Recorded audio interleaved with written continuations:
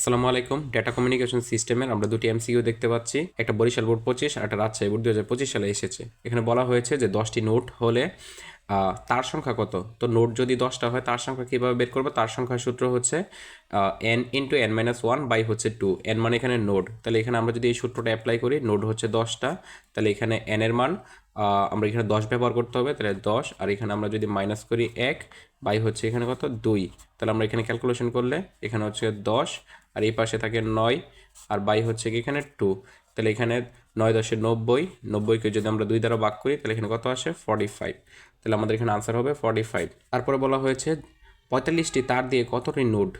তো তার যদি হয় 45, তাহলে আমরা এখানে তারের সংখ্যা ইউজ করবো 45, আর এখানে আমরা নোড সংখ্যা এন থাকবে, n equal n into n minus one by হচ্ছে এখানে 2, তাহলে আমরা যদি এখানে নোড ক্যালকুলেশন করি এখানে N into n minus one আসে হচ্ছে এখানে কত 90, তারপরে আমরা এখানে N square minus N equal কত 90, বা হচ্ছে এখানে N square minus N minus 90 equal 0, বা পরের লাইনের মধ্যে আমরা এখানে মিডল ফ্যাক্টর করতে পারি। তো মিডল ফ্যাক্টর করার মানে কি, যে এখানে এন স্কোয়ার আর এখানে আমরা যদি মাইনাস 10n মাইনাস হচ্ছে গিয়ে প্লাস 9n মাইনাস আমরা দিতে পারি কত 90 ইকুয়াল 0। তারপরের লাইনের মধ্যে এখানে যদি আমরা এন কমন নিই এন মাইনাস 10, আর প্লাস যদি এখানে এন কমন নিই তাহলে হচ্ছে এখানে এন মাইনাস 10, তাহলে এখানে এন মাইনাস 10 আরেকটা কি এন প্লাস হচ্ছে এখানে আমরা যদি এখানে 9 কমন নিতাম প্লাসের, তাহলে এখানে